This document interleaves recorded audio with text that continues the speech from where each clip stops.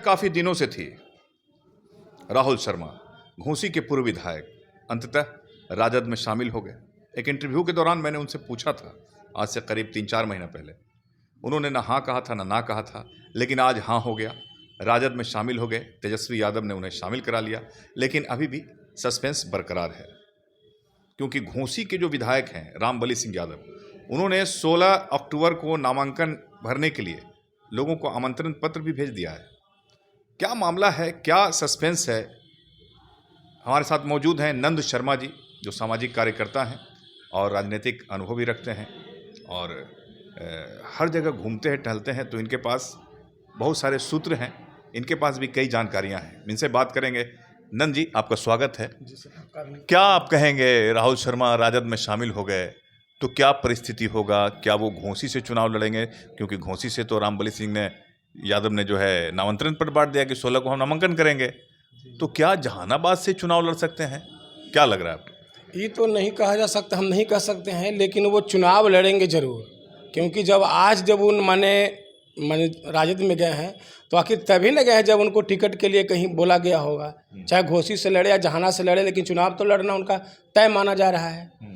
बात रही राहुल जी को चुनाव जीतने की, तो अगर वो राजद से चुनाव लड़ेंगे तो उनको चुनाव जीतने की 100% संभावना है, क्योंकि लालू यादव का भी एक खास जनाधार है और राहुल जी भी दोनों बाप बेटा का घोसी में पूरा खास जनाधार है। घोसी का पूरे ज़िले में उनका माने प्रभाव है, पकड़ है, और दोनों बाप बेटा को भी देखते हैं कि माने 24 आवर 365 दिन समाज में चाहे गतिविधि में जाते रहते हैं।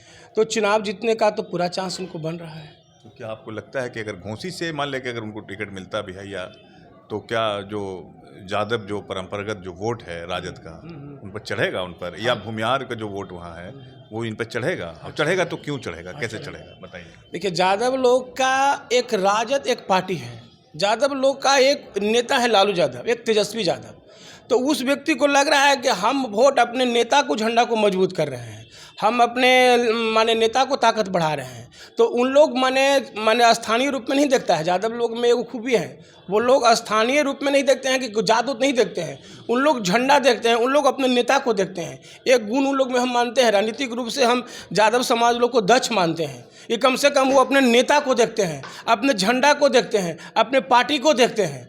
और बात रही भूमिहार समाज की, तो भूमिहार समाज का भी जगदीश शर्मा एक बहुत बड़े नेता हैं, और ख़ास करके घोसी के माने बच्चे जगदीश शर्मा राहुल जी का फैन है, फॉलोअर टाइप के हैं, और सब उनको मानता है कि ना, मेरा ये व्यक्ति सुरक्षा कवच है, मेरा ये व्यक्ति ताकत है, इसकी उपस्थिति से हमको ताकत मिलता है। तो घोसी का आदमी, राहुल जी निर्दलीय भी चुनाव लड़े हैं। राहुल जी के माता जी वहाँ से निर्दलीय भी चुनाव लड़े हैं, जीती भी हैं। तो और राहुल जी भी निर्दलीय भी जीतने का साहस उनको पास रखते हैं। जगदीश शर्मा भी एक बार का निर्दलीय चुनाव जीते हैं, जगदीश शर्मा के पत्नी भी चुनाव जीते हैं। तो वहाँ के भूमिहार लोग राहुल जी को अनिवार्य रूप से वोट करेगा, और हो सकता है कि उनके चलते अगल बगल भी जिला प्रभावित हो। क्योंकि अक्सर जो है भूमिहार ललटेन के खिलाफ ही वोट ज़्यादातर जो है होता आया है पूरे बिहार में, समझ गए ना। लेकिन चूंकि अब जो है तेजस्वी यादव ने कई भूमिहारों को टिकट देने का आश्वासन, लग रहा है कि भूमिहार, जैसे परबत्ता के जो विधायक हैं डॉक्टर संजीव, वो भी छोड़ के चले आए, वो भी राजद में शामिल हो गए, अभी राहुल शर्मा शामिल हो गए। तो इसको कैसे देखते हैं आप, चूँकि A to Z बोले थे तेजस्वी? पहले की परिस्थिति अलग थी। जिस अवस्था में राजद पार्टी का जो पहले जो जनता दल का निर्माण हुआ था, उस अवस्था में सामाजिक दूसरा रूप में था, सामाजिक जीवन शैली दूसरा रूप में था, जिस अवस्था में लालू यादव ने पैदा लिया। अब का डेट में अब कोई जाति पाति की भावना नहीं है।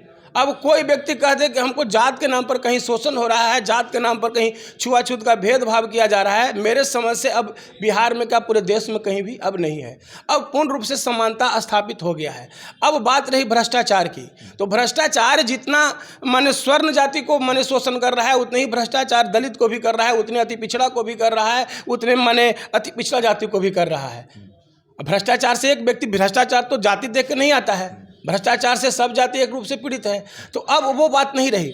बात रही, बहुत लोग बोलता था, जैसे आप देखिए तेजस्वी यादव ऑटोमेटिक है कि अब जो नया है तो मन चाणक्य का नीति है कि विकास जब भी होता है तो परिवर्तन से होता है। तो तेजस्वी यादव नया सोच का नेता है, अभी वर्तमान सोच का नेता है, तो कंपलसरी है कि तेजस्वी यादव कुछ अच्छा ही करेगा। और बात रही अब जाति पाति के, कहीं कोई भावना है ही नहीं है, कहीं अब कोई द्वेष है ही नहीं है। एक आध जगह कहीं भी हमको गाँव घर में कहूँ बताइए कि जहाँ पर जातीय तनाव हो, कहीं कोई जाति तनाव अब नहीं। तेजस्वी यादव जो राजनीति अभी दिखा रहे हैं, इससे उनको फायदा होगा। अब लग रहा है कि मुख्यमंत्री बनने का रास्ता प्रशस्त हो रहा है। और एक बात और आपको बता देते हैं, हम लोग भूमिहार में एगो खूबी है, हम लोग माहौल को क्रिएट करते हैं।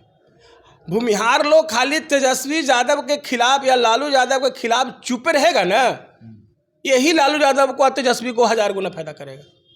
क्योंकि हम लोग वैचारिक रूप से लोगों को मोटिवेट करते हैं, हम लोग विचार से लोगों को माने पैदा करते हैं, हम ही लोग समाज में विचार छोड़ते हैं, इस तरह के विचार। और हम लोग खाली चुप रहेंगे, इसी में तेजस्वी यादव को लाभ हो जाएगा। भूमिहार खाली माने राजद के प्रति आक्रामक न रहे, ललटेन के प्रति आक्रामक न रहे, इसी में उनको फायदा हो जाएगा। और अगर अपना क्षमता बुद्धि लगा दिया, माने पूरा अपना जो बौद्धिक जो क्षमता भूमिहार का होता है, वो अगर तेजस्वी के प्रति लग गया तो तेजस्वी को माने मुख्यमंत्री बनने से कोई नहीं रोकेगा। तो लगेगा ना, चूंकि मिल रहा है सारा चीज शामिल हो हाँ, रहा है। जिस मुताबिक माहौल क्रिएट हो रहा है उस मुताबिक तो लग रहा है कि माने भूमिहार का बौद्धिक क्षमता उधर लगने वाला है। हमारे साथ नंद शर्मा को आप सुन रहे थे, जिन्होंने पूरी बात बताई क्या माहौल है और क्या होने वाला है। तेजस्वी यादव की ये राजनीति कितना उन्हें सफल बनाएगी, ये तो आने वाला समय बताएगा। आप देखते रहिए हमारा खास कार्यक्रम, लाइक कीजिए, शेयर कीजिए और सब्सक्राइब जरूर कीजिए। नमस्कार।